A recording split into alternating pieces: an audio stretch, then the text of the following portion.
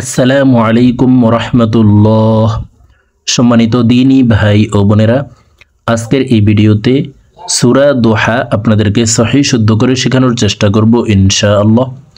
প্রিয় দর্শক, সূরা দোহা কুরআনুল কারীমের 30 নং পারার অন্যতম একটি সূরা, ছোট একটি সূরা, মাত্র 11টি আয়াত। সূরাটি আপনারা অনেকেই পারেন, আবার অনেকেই সহি শুদ্ধ করে পড়তে পারেন না। তো যারা পারেন না, আজকের এই ভিডিও থেকে শুদ্ধ করে আমার সঙ্গে বলে শিখে নিতে পারেন। আর যদি একেবারে আরবি পড়তে না পারেন, তাহলে আমাদের চ্যানেলে কায়দা পর্বের ভিডিও দেওয়া আছে, আপনারা কায়দা পর্বগুলি দেখে শুদ্ধ করে আরবি শিখে নিতে পারেন, তখন কোরআনুল কারীম অতি সহজেই পড়তে পারবেন। তো চলুন আজকের সবক সূরা দোহা শুরু করা যাক। আউযু বিল্লাহি মিনাশ শাইতানির রাজীম। বিসমিল্লাহির রহমানির রহিম।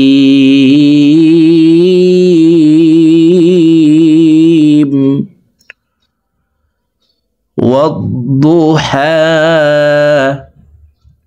ওয়াল-লাইলি ইযা সাজা। প্রিয় দর্শক, আমি ভেঙ্গে ভেঙ্গে সূরা দোহা বলে দিচ্ছি, আপনারা আমার সঙ্গে ঠোঁট নাড়িয়ে আমার মতো বলার জন্য চেষ্টা করুন। আমার সঙ্গে কয়েকবার বললেই সূরা দোহা আপনাদের মুখস্থ হয়ে যাবে এবং সহিহ শুদ্ধ উচ্চারণ হয়ে যাবে। দেখুন, ওয়াদ-দুহা, ওয়াদ-দু, দদের উপরে তাসদিদ আছে। এই যে 3 কাটাওয়ালা একটি চিহ্ন দেখতে পাচ্ছেন, এই চিহ্নটির নাম হলো তাসদিদ। তো তাসদিদ ওয়াল হরফ দুইবার উচ্চারণ করিয়া পড়িতে হয়, একবার পূর্বের হরকতের সঙ্গে আরেকবার নিজ হরকতের উচ্চারণ হবে। এখানে দেখুন, হার উপরে খাড়া জবর আছে, উপরের দিকে ধাবিত করে এই হা হরফকে এক আলিফ টেনে পড়ব। তো দেখুন, শব্দটি এভাবে পড়তে হবে: ওয়াদ-দুহা, ওয়াদ-দুহা, ওয়াদ-দুহা, ওয়াদ-দুহা, ওয়াল-লাইলি, ওয়াল-লাইলি ইযা সাজা। ইযা, জালের উপরে দেখুন জবর আছে, তো জবরের বাম পাশে খালি আলিফ মদর হরফ, ডান দিকের হরকতকে এক আলিফ টেনে পড়িতে হয়। তো আমরা এই জাল হরফকে এক আলিফ টেনে পড়ব। ইযা সাজা, জিমের উপরে খাড়া জবর আছে, তাই জিম হরফকে এক আলিফ টেনে পড়ব। ইযা সাজা, ওয়াল লাইলি ইযা সাজা, ওয়াল-লাইলি ইযা সাজা, ওয়াদ-দুহা, ওয়াল-লাইলি ইযা সাজা, মা ওয়াদ্দাআকা, মা ওয়াদ্দাআকা। আইনকে হলকের মধ্যখান থেকে উচ্চারণ করব, কারণ আইনের মাখরাজ হলকের মধ্যখান থেকে হবে। ما ودعك ربك، ربك، ما ودعك ربك وما قلى، وما قلى، ما ودعك ربك وما قلى، وللآخرة، وللآخرة خير لك، وللآخرة خير لك من الأولى، من الأولى، وللآخرة خير لك من الأولى، وللآخرة خير لك من الأولى، ولسوف،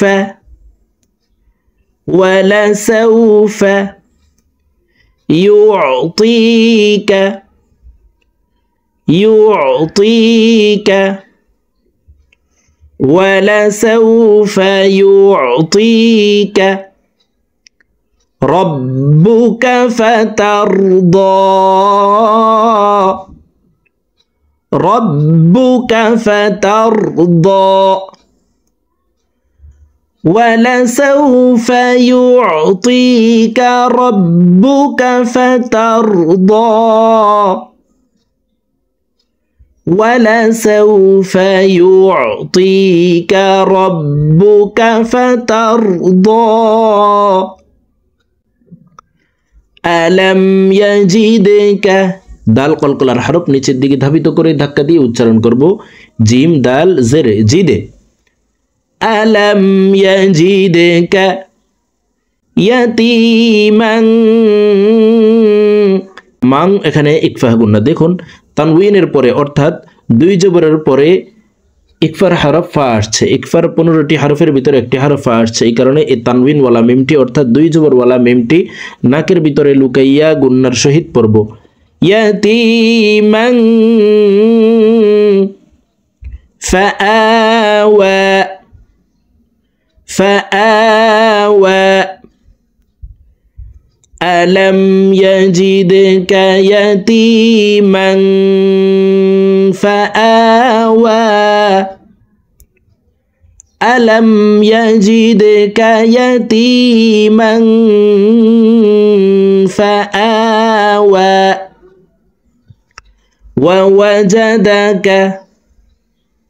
ووجدك ضالا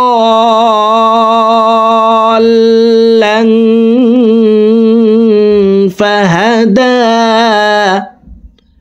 এই দতকে চার আলিফ টেনে তাসদীদ ওয়ালা লামকে ধরব ফাহাদা দালের উপরে খাড়া জবর আছে তাই দাল হরফকে এক আলিফ টেনে পড়ব ضالا فهدى ووجدك ضالا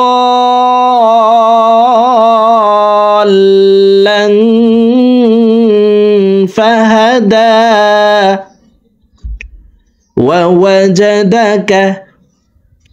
ووجدك عائلا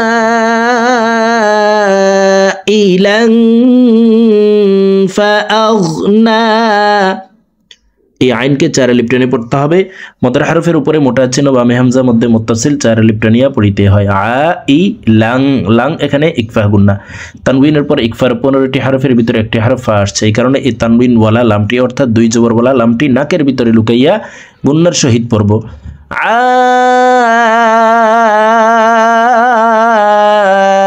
আইলান ফাআগনা ووجدك عائلا فأغنى فأما اليتيم এখানে ওয়াজিব গুন্না হরকতের বামে নুনে মিমে তাসদীদ হইলে সর্ব অবস্থায় নাকের বাসি থেকে গুন্না করিয়া পড়িতে হয় তো এই জবর ওয়ালা হামজাটি তাসদীদ ওয়ালা মিমের সাথে 3 সেকেন্ড পরিমাণ গুন্না করে পড়ব فأما اليتيم فلا تقهر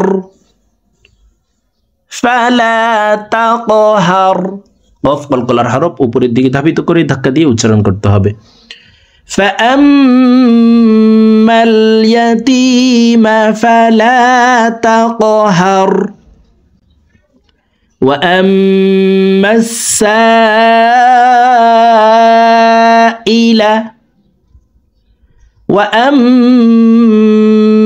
السائل فلا تنهر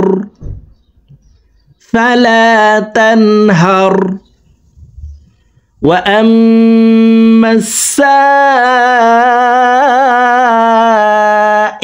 فلا تنهر وأما بنعمتي এখানে ওয়াজিব গুন্না 3 সেকেন্ড পরিমাণ গুন্না করে ধরে রেখে পড়ব وأما بنعمتي নিয়ামতি আইনকে হালকের মধ্যখান থেকে উচ্চারণ করব আইনের মাখরাজ হালকের মধ্যখান থেকে হবে বিনিয়ামতি ربك فحدث ربك فحدث وأما بنعمة ربك فحدث وأما بنعمة ربك فحدث